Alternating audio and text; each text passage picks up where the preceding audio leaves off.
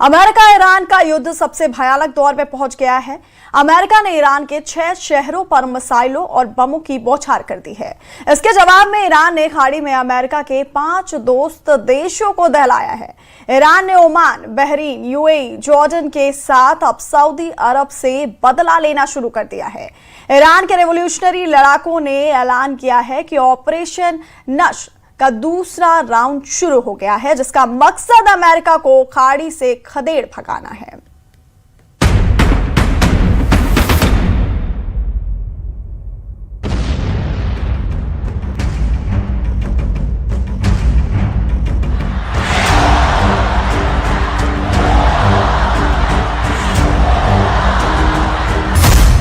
क्या मुज्तबा ने बीजिंग को बनाया वॉर हेडक्वार्टर? क्या पुतिन के प्लान से मुज्तबा पहुंचे चीन? फ्लाइट रडार के सिग्नल से ट्रंप क्यों है परेशान? खाड़ी युद्ध का सबसे विस्फोटक राउंड चल रहा है। अमेरिका तूफानी हमलों से बढ़त बनाने की कोशिश में है। ईरान जोरदार पलटवार से अपना पावर शो दिखा रहा है। इस बीच ईरान के सुप्रीम लीडर को लेकर नई अटकलों ने ट्रंप की दुगदुगी बढ़ा दी है। नेतन्याहू भी मुज्तबा पर मिले अलर्ट से हैरान हैं, क्योंकि मुज्तबा के तेहरान से शिफ्टिंग की चर्चा तेज हो गई है। 13 जुलाई को पुतिन के ऑर्डर पर रूस का सबसे दमदार प्लेन Tu-214PU मॉस्को से तेहरान पहुंचा था। इसके कुछ घंटे बाद पुतिन का वही प्लेन तेहरान से चीन की राजधानी बीजिंग पहुंच गया। चीन ईरान का करीबी और भरोसेमंद देश है। युद्ध के दौरान चीन ने ईरान का पूरा साथ दिया है। बीजिंग ने तेहरान को हथियार बनाने में मदद पहुंचाई है। ऐसे में मुज्तबा की चीन शिफ्टिंग हो गई हो तो ताज्जुब नहीं, लेकिन अगर ऐसा हुआ है तो ट्रंप और नेतन्याहू के लिए अब मुज्तबा तक पहुंचना नामुमकिन हो जाएगा, क्योंकि चीन में न ट्रंप की चलेगी न ही नेतन्याहू की कोई सुनेगा। हालांकि अब तक इस जानकारी पर मुहर नहीं लगी है, लेकिन अमेरिका जिस तरह से बौखलाया हुआ है उससे यह भी साफ है कि ट्रंप जल्द युद्ध खत्म करने के मूड में है। इधर ईरान ने भी धमकी दी है कि अमेरिका से हुआ समझौता बेमानी हो चुका है।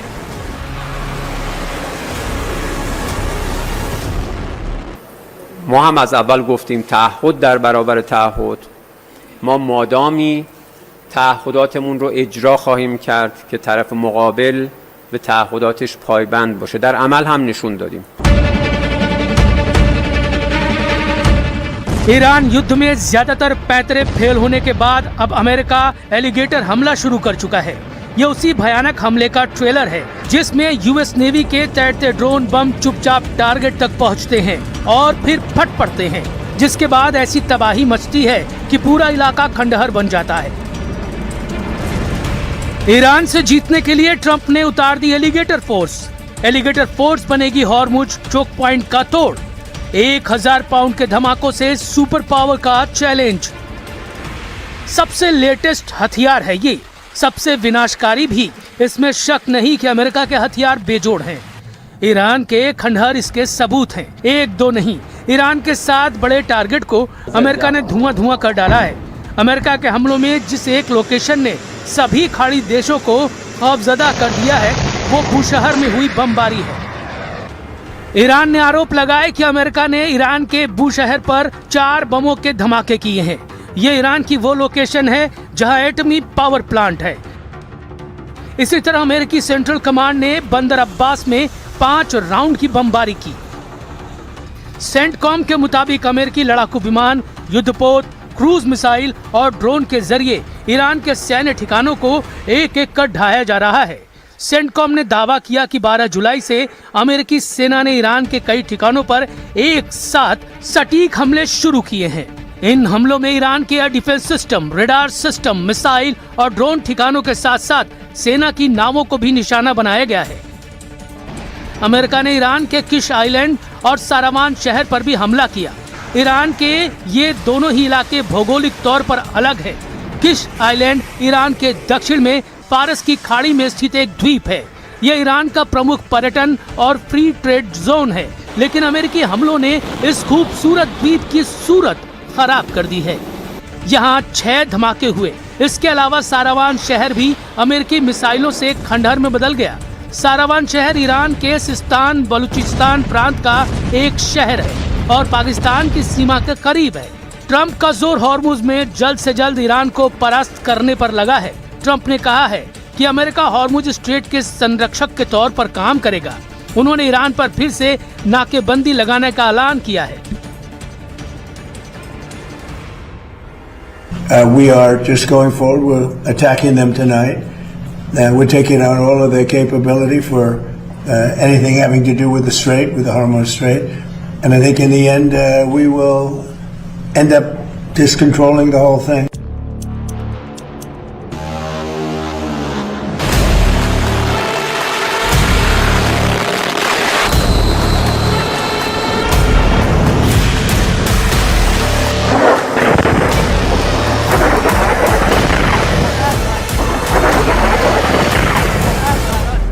लेकिन ईरान ट्रंप से 4 कदम आगे चल रहा है।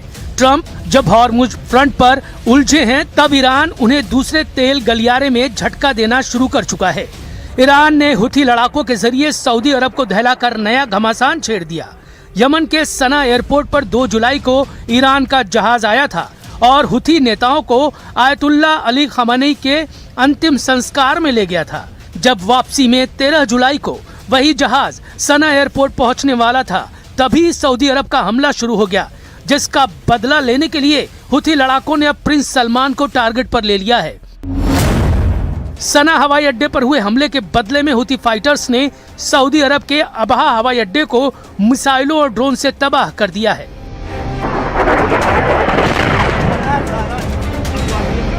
यही नहीं, हुथी लड़ाकों ने अब बाब अल मंदेब को बंद करने की धमकी दी है।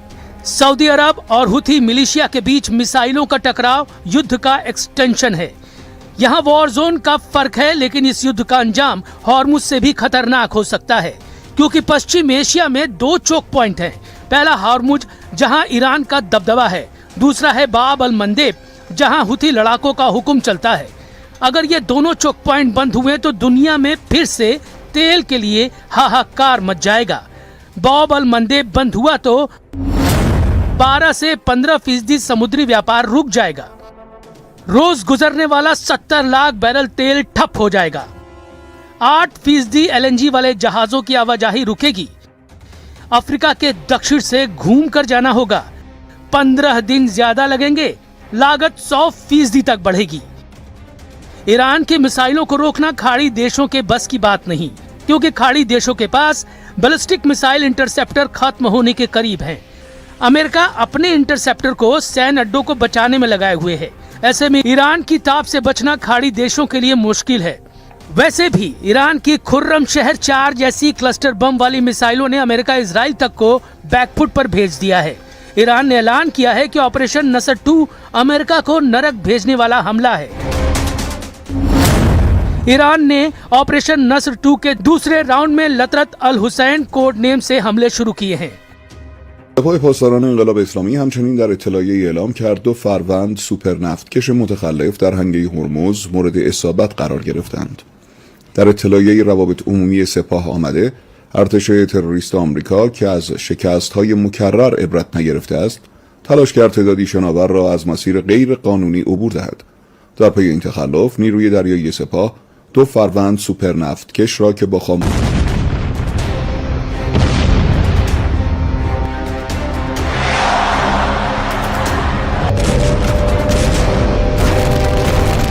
ईरान ने अपना सीक्रेट दिखाना शुरू कर दिया है।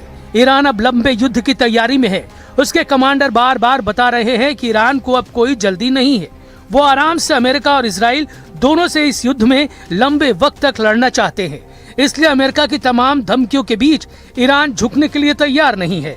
अगले 24 घंटे कहाँ क्या तबाही होने वाली है, इजराइल से लेकर लेबनान और बहरीन से लेकर ईरान, कहाँ कौन सी मिसाइल, कौन सा ड्रोन, कौन सा विमान तबाही मचाने वाला है। इस युद्ध में करोड़ों लोग अपने सामने मौत को मंडराते हुए देख रहे हैं, चाहे वो ईरान की मिसाइल हो, इजराइल का फाइटर जेट हो या फिर खाड़ी के आसमान में खौफ भर देने वाला शाहिद ड्रोन। ट्रंप और मुस्तफा खamenei की टक्कर में पश्चिम एशिया के अंदर अब कोई भी पिस सकता है। ओमान ने अभी से ये कहना शुरू कर दिया है कि ईरान अमेरिका युद्ध टोटल डिजास्टर है।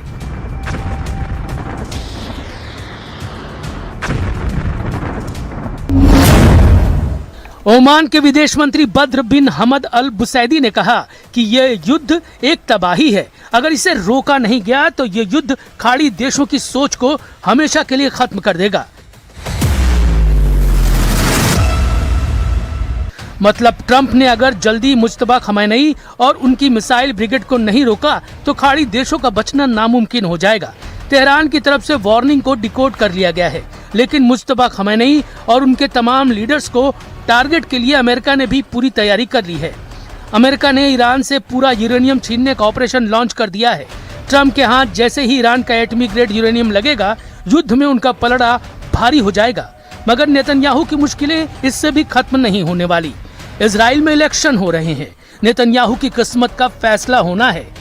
इजराइल के चुनावी नतीजे भी युद्ध का रुख पलट सकते हैं।